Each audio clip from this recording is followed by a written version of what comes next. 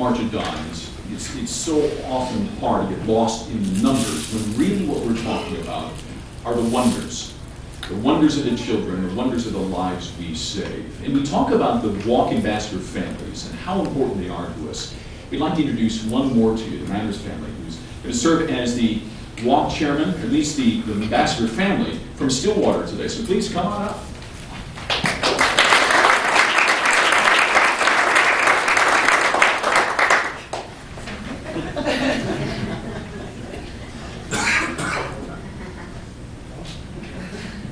Hello everybody, my name is Zach and this is my wife Jill. This is my daughter Taylor. Say hi. And my son Layton, he's the noisy one that you've heard.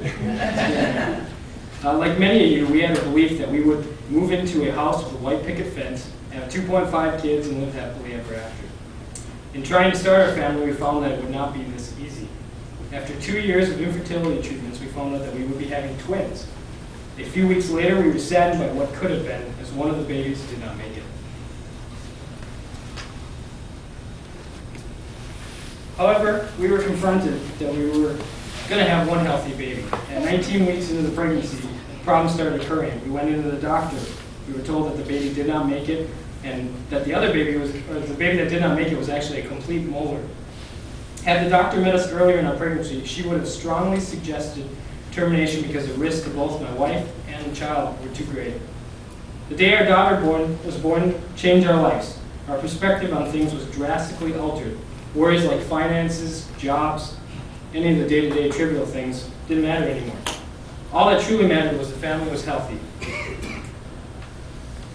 If we had known all the things that March of Dimes had to offer for parental support and education, things could have been much more tolerable for us. In a matter of 12 hours, Jill's blood pressure changed, and just as quickly, her whole body was affected. Her organs began to shut down. They had to get Taylor out, and they had to get her out now. There wasn't even enough time to register what was actually happening. We were scared. How is it possible for a baby to survive being born so early? Our worst fears had come true. Taylor was born at 24 weeks. Although she was so tiny, just 1 pound, 6 ounces, our little miracle managed to let out a single cry at the time of birth. Her cry said to all of us, "She is a fighter." It was her way of telling us that she was and would be okay. When we held her for the first time, she was only 8 days old. It was mind-altering. We could see how small she looked. Her eyes lit. We could see how small she looked and her eyes lit, but until my wife actually held her, we really didn't know how small she was. My wife's hand covered her entire body. Taylor was the size of a Beanie Baby or a 20-ounce bottle of pop. Having the child in the NICU is a lot like a roller coaster ride out there. Imagine yourself on this roller coaster. 1 minute with the doctor's morning report, he is telling you your daughter's brain bleed has resolved. Just as you take a moment to relax and appreciate the progress your baby has made, alarms start dinging, machines beeping, and they are not stopping. In that instance, you and your spouse are ushered out of the way while an entire team of medical staff rush in from out of nowhere to save your daughter. The highest peaks of this roller coaster seemed so triumphant that we could actually be out of the woods. But then the next valley was even deeper than the last. We took a beautiful baby girl home, 90 days. Wow, she had grown. She was prior to her actual due date, too. She was 4 pounds, 6 ounces. She gained weight like a prize fighter and has exceeded every developmental milestone that has been put in her path. She is now an energetic and bright 3.5-year-old, and her story inspires all.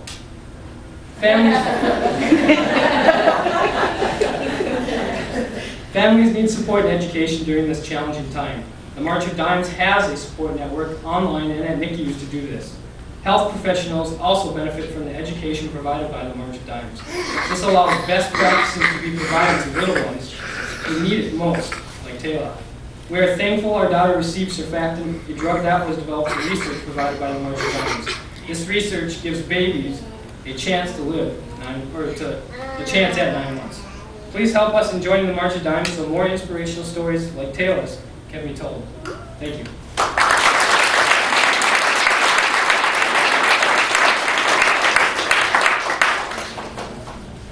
Want to say goodbye? Say goodbye? Thank you, March of Dimes.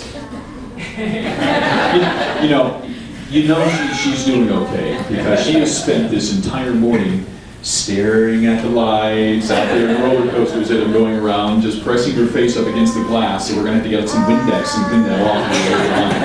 But no, she's doing great. They're important in reminding us what we're here for this morning. We're about raising money.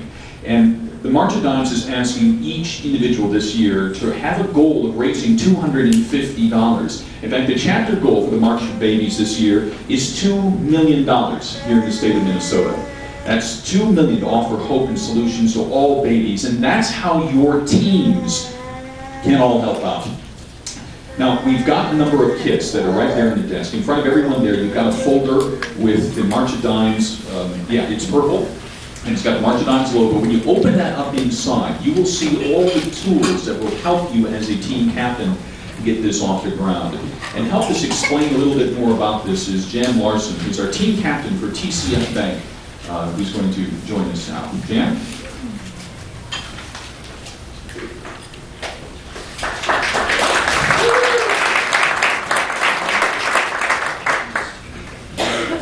First, I have to ask you, any of you bank at TCF?